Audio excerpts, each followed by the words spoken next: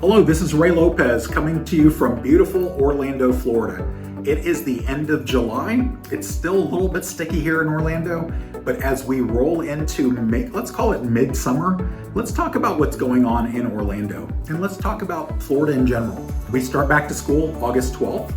The good thing is right now, as of yesterday, July 29th, we started in our tax-free season. And what that means is if you're in Florida and you're shopping for back-to-school supplies, you actually will buy them tax-free.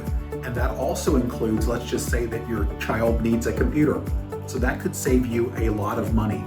Also, a thing on everybody's mind is hurricanes. Well, hurricanes, they're inevitable. And I've lived in Florida for a little over 30 years.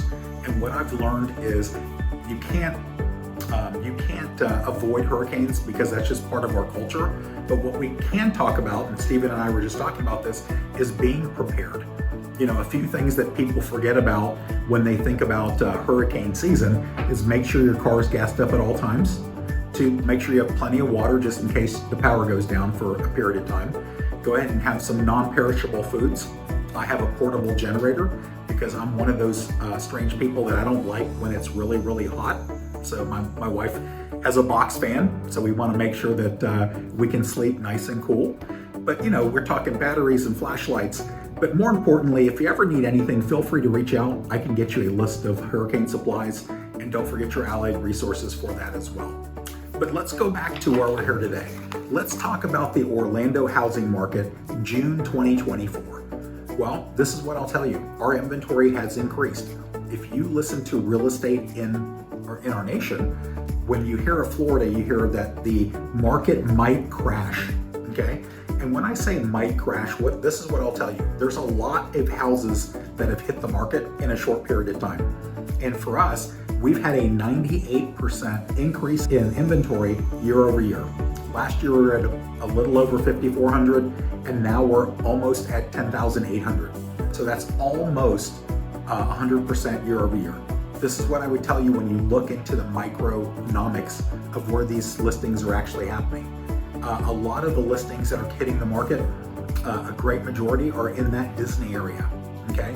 A lot of Airbnbs are going up for sale.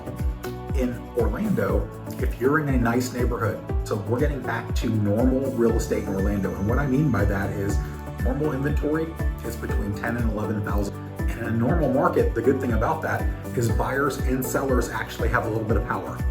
That being the case, we're going back to, let's talk about normalcy. Location, location, location. Price matters, condition matters. Is it on conservation water? Is it back to a train track? Power lines? All of that stuff now matters because buyers and sellers are sharing equally in the power of the market, which is a great thing. Inventory, we know, is up. Transactions are down. Our transaction count went from last year, we had about 3,100 homes that sold, and now we're a little over 2,600. We lost 500 transactions year over year, okay? So this is what we're seeing. We're seeing a little bit of a tightening, and why people are asking, why is that, Ray? I was actually at a doctor's appointment this morning. My cardiologist actually said, why does the market seem like it's slow? Well, a couple things. Interest rates are still hovering around that 7%. There happens to be an election. Inflation is still kind of crazy, okay? Even though inflation's coming down, prices still haven't come down. And there's a lot of Americans out there that are feeling the squeeze. This is what I'll tell you.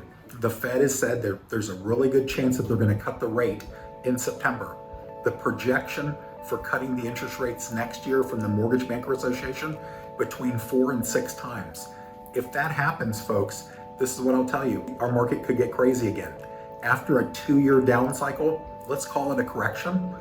This is why when people say, Ray, is the market going to crash? There's too many people moving to Florida for the market to crash. Now, I'm knocking on wood because you never say never, okay? Stephen would always say, Ray, please never say never, right?